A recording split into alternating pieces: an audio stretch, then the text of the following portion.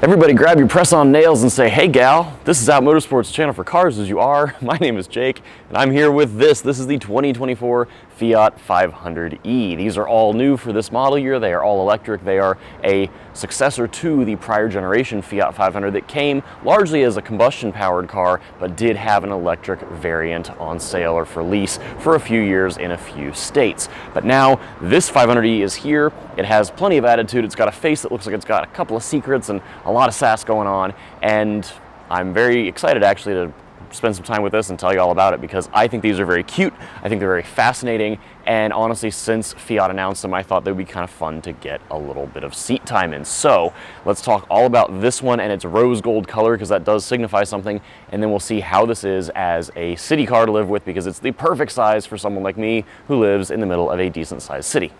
So obviously these are small cars, right? It's a tiny car. It's a little bit bigger than the prior generation in every dimension, and it is on an all-new platform. It's not based on the old 500 at all. But like I mentioned, these are fully electric, and they're not going to be especially quick. This is torque over horsepower. It's small battery, lower range because it's meant to be kind of a city car. This is not going to be the easiest road tripper, and that's okay. We don't need every EV to be that sort of vehicle, at least not to me. So basic stats here, you've got a single motor driving the front wheels. This is front wheel drive, and it makes 117 horsepower and 162 pound-feet of torque. Now, not a lot of horsepower, but it doesn't weigh a whole lot either. It weighs under 3,000 pounds. This is right at 2,900 and change, which, you know, it's nice to see a car that's brand new and under 3,000 pounds, but you're still going to have a 25 pound per horsepower ratio there, which is very not fast. But we'll talk about how that all feels here in a second. Now, battery size is on the smaller end, of course. It's a small car.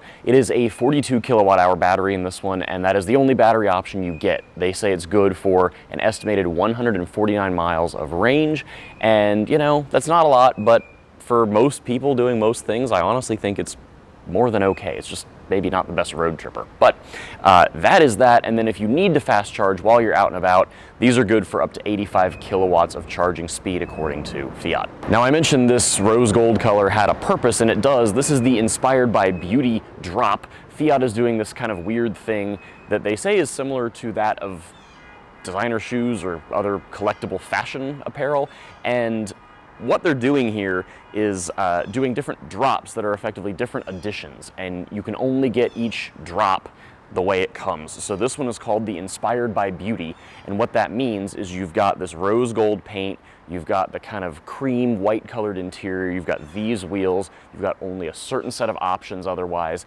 That's what you get. If you want other options, you can get other drops, but you're going to be forced into a different paint color. So the most entry level is the red model. It's a collaboration with Product Red, where some money goes to funding AIDS research, and that's really, really great. Those come only in red. And then this comes in the pink, and then they have an Inspired by Music model that comes in black with an upgraded sound system, and now they just announced an Inspired by Los Angeles model that comes in kind of a silvery blue color, and I don't know the options on that one, but either way, it's interesting. They're all going to be a little bit different as a result, and I'm not quite sure what you get with which. It's going to be a little confusing to figure out. So interesting approach. Not sure how much I love it, but I do think this one in particular is quite cute. I don't know if I'd buy the rose gold, but I love that it exists. I think it's fun. It's different. So anyway, that's what the Inspired by is. That's what the drops are. Now, we should talk price here, and then I'm going to get in the car because it's 1,000 degrees and I'm melting. But this Inspired by Beauty and the similar Inspired by Music drops, I want to call them trim levels, but they're not. Anyway, those are both priced right around $37,000. If you get the red edition, that one is going to be about $32,000. Now, they're all the same performance, they're all the same range, all the hardware is going to be the same underneath, but the pricing is going to be different based on your different equipment and all that. $37,000 is a lot of money for a car this size, with this range, with this horsepower, and I think that's going to be the single biggest challenge. Now, if anyone remembers the prior Fiat 500e, those were sold, or leased rather, at a big loss. They were like $99 a month leases, and you know, that moved them out the door, but those were more of a compliance car. This is something they want to sell and lease all over the US, and you know, for $37,000 as a cash price, that's a hard pill to swallow. If you look at a lease, typically those can be a little bit better and you can get some incentives. Now these do qualify only if you lease for the $7,500 federal tax credit. These are built in Italy, so they don't qualify if you purchase, but if you lease, you do get that tax credit. And in theory, that can combine with maybe some state incentives that your state has and you can get some good money off. But either way, so far, we're not seeing crazy good lease deals on these like we all kind of thought might happen and kind of hoped would happen. So look into things in your state, look into things at local dealers by you. Your mileage, your price may and will vary. But I think as a cash price, these are going to be a little bit of a hard sell.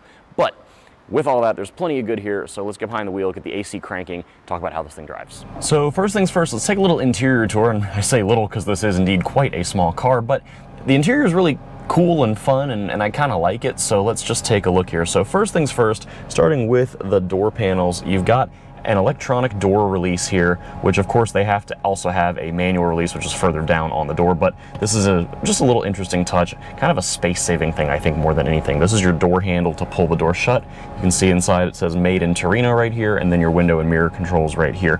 Some other little small controls for fog lights, gauge brightness, your traction control, and your parking sensors.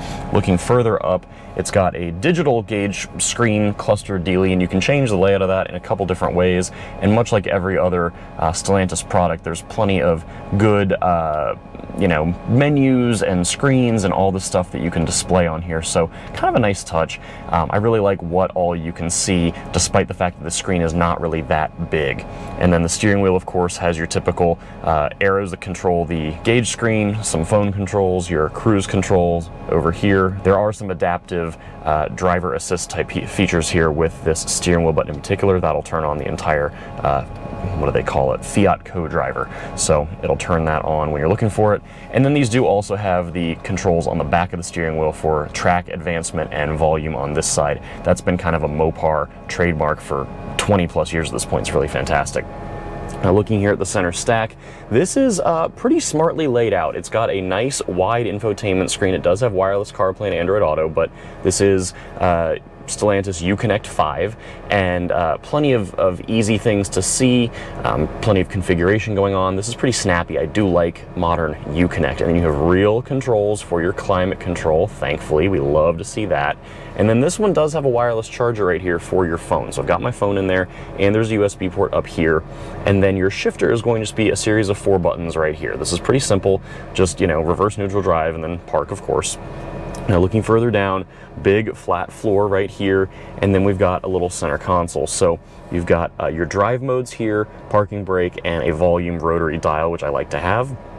Now the drive modes are interesting. You've got 3 of them, and if I go back to the screen, this will show you what we've got. So I'm in normal right now, and I can click it down and go to range, which will just extend things a little bit, kind of limits your power, that sort of thing. And then Sherpa, actually, you can hear it, it's turning off the air conditioning and the related air conditioning fan, and it limits your power, it limits your speed. Now it's 1,000 degrees out, you can see it, actually, I'm not lying, it's 100 degrees out, it's very hot, so I'm gonna put it back to normal. I'm gonna turn my AC back on here, and let's keep going. So anyway, otherwise, in the center console, we've got 2 more USBs, USB-A and USB-C. You've got a regular 12-volt charging port and some storage right here. And then your armrest also has storage in it as well. So that is all pretty nice. Now, one thing you may not have noticed is a cup holder. And I thought the car didn't have one, and then I was corrected by approximately everybody on Instagram. There is one here if you pull this out. Now, it's not super tall, it's not super deep, but there are little rubber bits that will hold a cup or a water bottle in place. So it will hold that in. It seems fairly secure. And then there is one in the back seat as well. Now there's kind of a fun little textured dashboard motif going on up here, and then your vents run further down. Now there's no sunroof, that's fine. I don't know if this car necessarily needs it. And of course there is a back seat, as we expect from a Fiat 500, but it's pretty tiny. There's one cup holder back here as well. So with all that, here's these seats. Like I said, these are unique to this, inspired by Beauty Edition. And I think the whole interior is really well done. For what a compact car is, a subcompact car in this case, I think this is pretty fun, and I've got plenty of headroom too. Got probably 2 inches above me. The driver's seat adjusts for height, the passenger seat does not, but I'm pretty comfortable sitting here. So with all that, let's get on the road, because this is a city car first and foremost, and I want to talk about how it behaves in both the city environments that I've been driving in and at a higher speed on the highway. Alright, so driving the Fiat 500e inspired by beauty, that's how I feel every morning when I get up. They're all going to drive the same. They don't have different suspension setups or anything compared to, you know, the red or the inspired by music or LA or any of those. They're all going to be the same. So this should apply to all of them. But, you know, I mentioned first and foremost the power and torque, and the power in particular being fairly low, this being 25 pounds per horsepower, more or less. And, you know, it is slow, but if you put your foot in it, I'm floored now, and the torque is actually very plentiful, and the way it comes on is, you know, nice and progressive. It kind of rolls on for how much it gives you, and then as we throw it into some corners here, this is, you know, it's very tall, it's very short wheelbase, it's a small car, you know, and it still feels pretty stable. It's amusing to me to drive this in any sort of spirited manner, because it's hilariously slow in some contexts, it's plenty torquey in the city, it has no problems getting up to, you know, 50, 60, 70 miles an hour. It's just, you know, you gotta momentum it, which is, again, totally fine. But at higher speeds here, we're doing about highway speeds, it's a little noisy in here. The car handles well, it rides well enough. You know, you're gonna have some issues given the wheelbase, because the wheelbase is so short on these, and you do have a pretty big tire with a pretty small profile tire sidewall, so ride quality is only going to be so good. But I think they've done a nice job, you know, keeping things as buttoned up as they can given what this is. So, you know, we'll talk about this more in the city, but at highway speeds, this is confidence inspiring. It doesn't feel like you're going to be blown around by bigger cars and trucks and all that. It's nice and stable, and like I said, plenty of power and torque no matter what. Now, in the city, you can get a little bit of torque steer, you can get a little bit of a one-wheel scuff. I wouldn't say a one-wheel peel. It will not do a burnout, but you can feel it roll the torque on, and it will indeed get everything, you know, cranked right up there. So let's take this little exit again, rolling on. It's plenty. And on the brakes here, the brake pedal feels nice. It's got good initial bite, and they blend the regen and the actual brakes pretty well. I think you can't really tell where the one stops and the other one starts. So that is also, again, confidence inspiring. And now here in the city, this is where this car really comes into its own. It is just a fantastic size, first of all. It's, you know, it's bigger in every way than the last one, but not by much. It's pretty small changes, and I think it's just a very good size. Obviously, not a lot of traffic going on right here, but on a tighter, you know, smaller road, it's easy to, you know, get in anywhere, pull a U-turn if you have to, parallel park it. You can really park it almost anywhere, which is super fun. And it's a great size. Now, obviously, you're not going to put a ton of people and things in here. That's just kind of what you get with a subcompact. But you know, for just bopping around, it's a really nice size. It's a nice package. Plenty of power and torque off the line. You know, speed limits around DC are 20 to 25, maybe 30 here and there, and it feels more than adequate to just do city sort of duties. Now, again, brakes coming up to a stop here feel pretty good. One thing that is interesting with the steering is that there's just not a lot of feel. This is not, you know, an Abarth. This is not meant to be a sports car, but there's really, like, next to no feel going on here. And it's fine, because the nature of the car does not really encourage you to pitch it in and treat it, you know, this is not like an autocrosser necessarily, but you can still be having plenty of fun on a random off-ramp or whatever, some cloverleaf that you take. That's no big deal, but you know, you're gonna just get not a lot of feel, and, you know, in some cases maybe that's just okay. Now, a couple things as we're continuing into the city and coming up to another red light. Visibility in here is a little bit of a mixed bag, which is interesting because the glass is pretty tall. You know, your door sills are fairly low, which is good.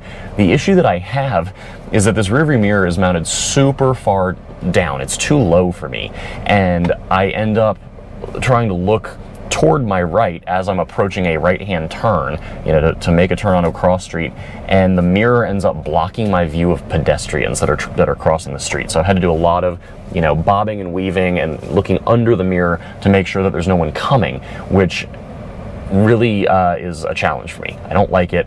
Now, granted, part of this is from my height. I've got the seat as far down as it can go. I'm in a comfortable driving position for myself, but you know, however you sit might impact things differently. So don't take my word for that. But for me, being 6'1", the mirror is in the way.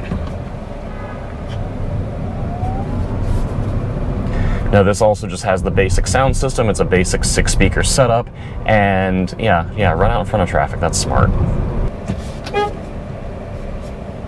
Got a great horn. You're going to use it a lot in the city. It's nice. It fits the tone of the car, which I think is honestly something that matters a lot and people don't talk about. My Toyota Supra, by comparison, has a very terrible horn for what the car is. Just a fun little fact. And again, as we keep going, the suspension, like, this just rides really well. This is a nice little car for city driving. I'm really enjoying it here. It feels most at home doing what I'm doing right now. Hey, there's an early one. Hello. So, you know, the issue here, and I don't think I have a huge issue with the range. I don't have a huge issue with the power. What I have an issue with is the price. This is a fun little car. It is really, it's cute, it's quirky, it's got personality, it comes in at least a couple interesting colors, but for $37,000, you know, unless you really want something that is this pint-sized, you can buy a lot more car for that kind of money. Even another EV, even a brand new EV. There are just so many options that are on the market, coming to market. You know, Mini's gonna have a new electric Mini coming out. They just did their new generation of Mini Coopers. And I just kind of wonder how this is all going to play out for Fiat, because I want them to be successful with this. You know, the car is a good car in some ways, but at 37 grand, I think it's a really tough sell. And that's my single biggest hang up with it, is that I think most people, most Americans, whether you believe it's right or wrong, end up buying cars based on size and power, whether you need it or not. And we see this with EVs. People think that they're going to drive, you know, commute from DC to Hawaii 3 times a week, and they're going to drive the whole way there, and, you know, they need to bring their family of 12 with them, and all this stuff, and that's how you end up with everyone driving Suburbans. But regardless of that, I think a lot of people want the what-if scenarios to be covered, and you know, for this kind of price, you can have something that's got a bigger back seat, a bigger trunk or cargo area, more range, and more power. And when you've got all 4 of those kind of working against this at the same time, that right there is where this is a challenging sell. You know, if it was just the power, if it was just the range, whatever, and maybe it was a $30,000 car or $29,000 car, a little different. But when you have something like this, that it altogether is just not necessarily landing, I think, and that's the challenging part.